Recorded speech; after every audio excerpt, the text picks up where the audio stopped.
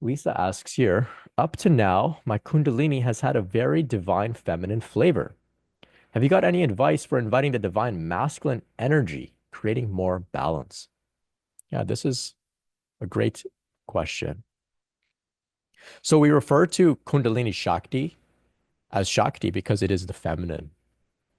So some people, I may also describe it at times like this, but some people will describe like masculine energy and feminine energy as if they're different energies. And we have to somehow blend the two and mix the two and balance the two. But as we know, everything is one. So I only say that there's one energy, one consciousness. It's just that it manifests and expresses differently. And so in those different ways of expression, we could say, okay, this is the feminine expression, this is the masculine expression. But ultimately, one energy, one energy. And so I saw a depiction or diagram or something at one point, which really described it really well.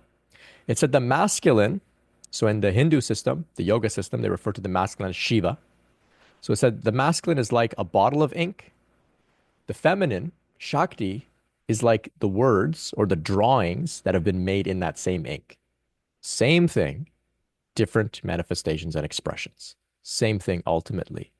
And so the bottle of ink is unmanifest.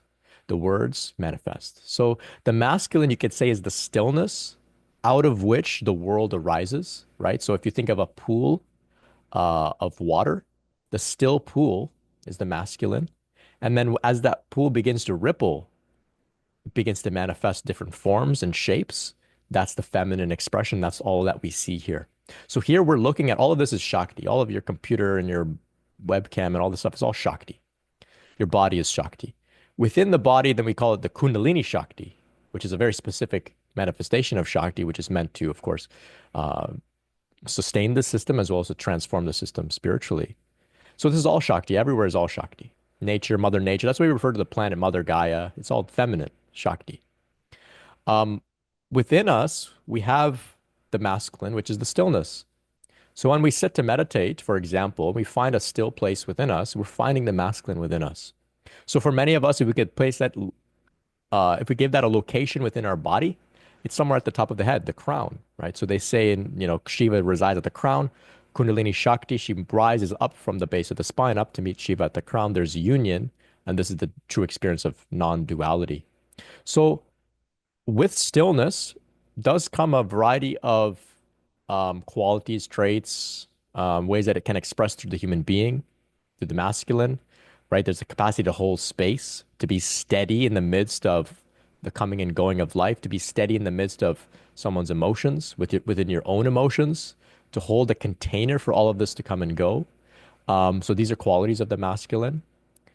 Um, so to invite the divine masculine energy, creating more balance, you can consider um, finding the still point within you and resting there and allowing the feminine to dance as she dances. So this is one way of looking at it is we imagine the masculine is like a rigid structured container, and within that container, the feminine flows. Same energy, just different expressions. And naturally, um, some people have more of a are more feminine or masculine in their energetic manifestation. Typically, women are more feminine in their expression. Men are more masculine in their expression, right? And but that's only just like a stereotype. We all have different degrees of balance. So you may have to just tune in and just recognize where do you fall on the spectrum. Some people are very feminine, some people are very masculine, some people are a little bit more of the other, some people are quite balanced. You find out where do you kind of feel intuitively you fall, what is your archetype, and then you kind of just figure out that you don't have to become this perfectly balanced 50-50 masculine feminine being. You can honor that maybe you're more feminine or more masculine and just make peace with your particular blend as opposed to thinking that the journey is about finding this like perfect 50-50 balance, because it's not. For some of us it may be, but for many of us it's not. So I'm more masculine, but I have some very feminine qualities, some very feminine traits, and that's how I feel in my body as well. And that's lends me to, do this work. It's, maybe an artist, for example, because I love expression, I love color, I love these types of things, I love emotion, these types of things. And so I had to actually sit down and like look at myself, do a little bit of audit and say, like, where do I land here? Am I trying to be like the most masculine, manly man possible?